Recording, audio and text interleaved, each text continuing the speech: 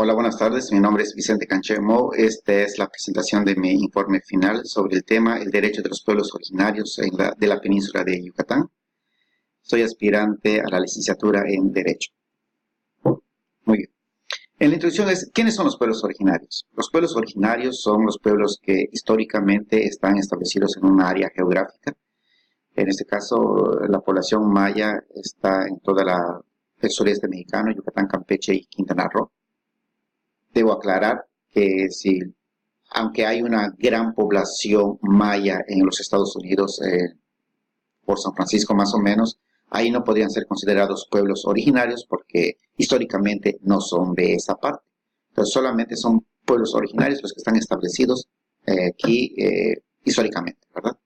La situación del pueblo maya en el estado de Yucatán es la siguiente. Hay más de 500,000 maya hablantes. La pérdida de la lengua maya como lengua materna está muy fuerte. También se han reducido los espacios de autonomía, espacios donde los mayas, por tradición, por costumbre, ya estaban acostumbrados a hacer ciertas cosas y se han sustituido todo esto, ¿verdad? Un ejemplo de esto es, por ejemplo, las casas de paja que los mayas hacían y llegan los programas de gobierno y les hacen sus casas de block, de material, ¿verdad? Entonces van perdiendo esa costumbre y el hacer, por ejemplo, una casa implica mucho conocimiento y estar enlazados con la cosmovisión del pueblo maya, ¿verdad? Entonces, al dejar de hacer esto, van perdiendo también parte de lo que están acostumbrados a hacer. Y lo que es muy importante es el desconocimiento de leyes que los protegen. El presente trabajo de investigación busca relacionar el desconocimiento de las leyes con la pérdida de identidad de los pueblos originarios. Y con este trabajo busco más adelante difundir los derechos de los pueblos indígenas en plataformas digitales e impresos, gestionar asesoría jurídica a indígenas mayas encarcelados que no tuvieron oportunidad de contar con un traductor o intérprete maya y por esa situación siguen sujetos a proceso y están estancados. Ya llevan muchos meses, años incluso que están en la cárcel y la situación de ellos no está cambiando, están privados de su libertad, pero realmente si fuesen castigados, ya hace tiempo que hubiesen cumplido con su condena y ya estarían libres. Entre los objetivos particulares que pretendo alcanzar es formar una biblioteca digital con todos los documentos legales relacionados con los derechos de los pueblos indígenas de México y que ellos puedan tener un fácil acceso desde cualquier lugar del mundo, ¿verdad? También difundir a través de radios digitales cápsulas sobre los derechos de los pueblos indígenas de México. Hay una gran variedad de trabajos que se han realizado tanto en español como en lengua maya y que están dispersos, ¿verdad? Y que no está llegando realmente a la población que realmente lo necesita. También es importante investigar cuántos indígenas se encuentran actualmente en prisión por carecer de atención pública. Entre la metodología que yo manejé, primero estoy investigando a través de bibliografía en redes todo lo relacionado con la situación de las poblaciones indígenas, principalmente la lengua maya. También tuve la oportunidad de entrevistar a una experta comunicóloga, Alejandra Cecil Sánchez Chan. Ella es lingüista y en pantalla pueden ver las preguntas que le hice, ¿verdad? Lo que ella como periodista ve sobre la situación de la población maya. Y lo que me llamó mucho la atención es que a pesar de que tenemos un instituto de desarrollo para la cultura maya, esta no está cumpliendo con la función que le corresponde. A pesar de que se están publicando materiales en lengua maya, estas no son suficientes si las comparamos con la cantidad de maya hablantes que tenemos en el estado, ¿verdad? Entonces, no es algo que sea un invento mío, sino que es una situación muy fuerte que se está dando en la comunidad maya y que no se está trabajando con ellos. Publicar, hacer letreros, carteles, no están realmente dándole el verdadero valor o fuerza a la legislación que debe de apoyar a las poblaciones indígenas, en este caso la población maya.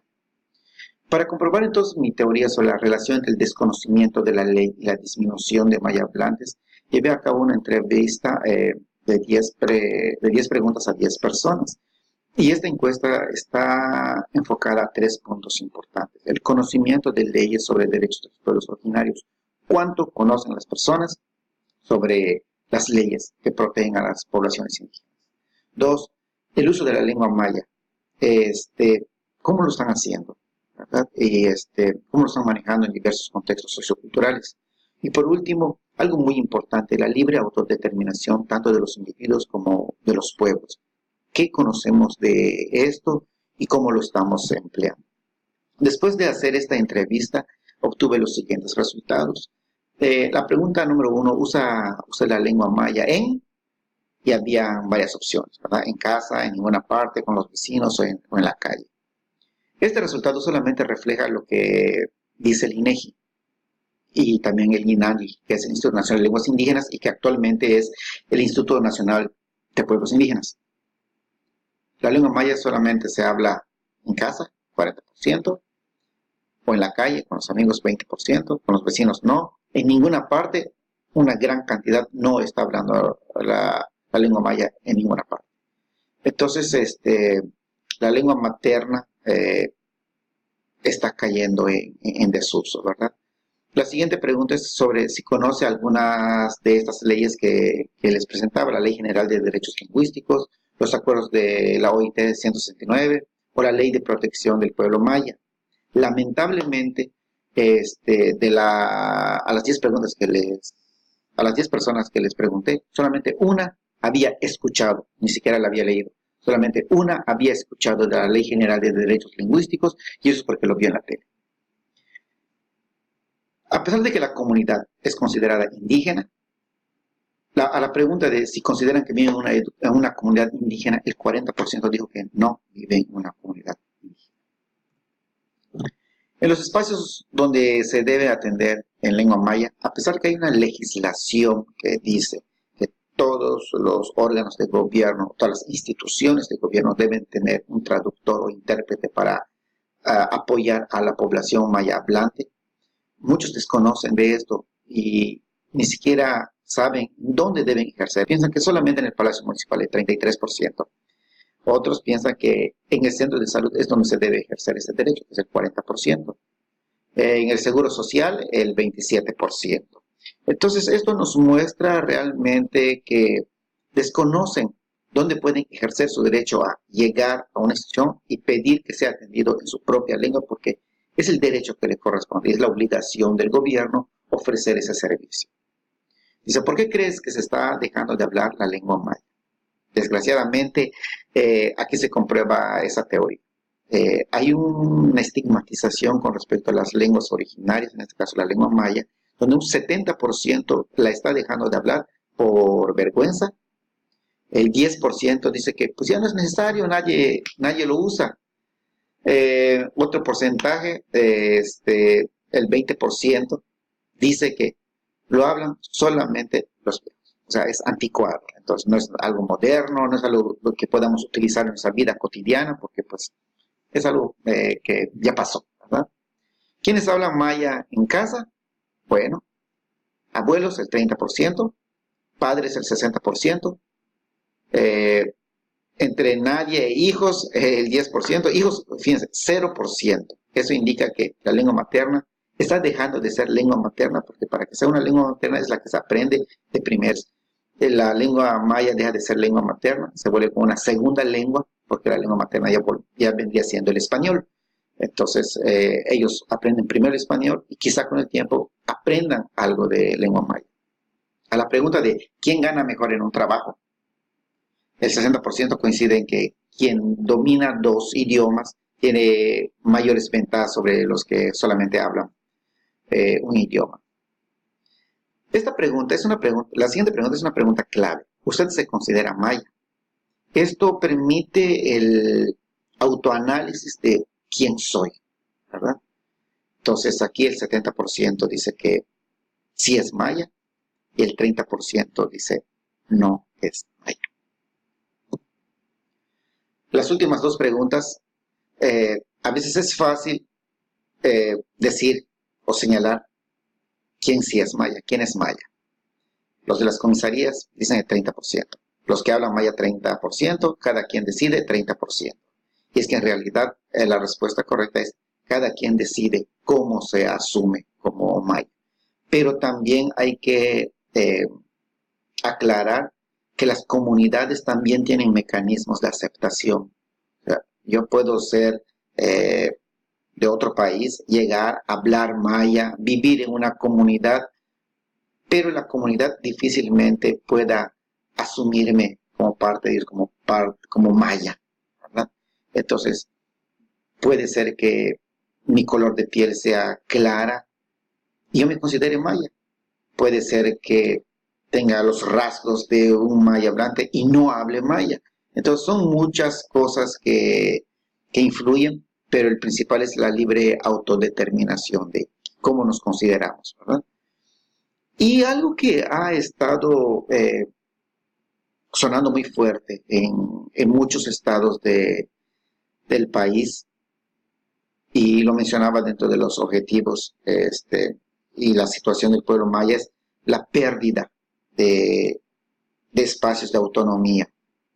Han habido instituciones, asociaciones civiles que llegan e imponen a un representante indígena diciendo que es un gobernador o una gobernadora maya, cuando los pueblos tienen la libertad de elegir de acuerdo a sus mecanismos y con apoyo de las autoridades.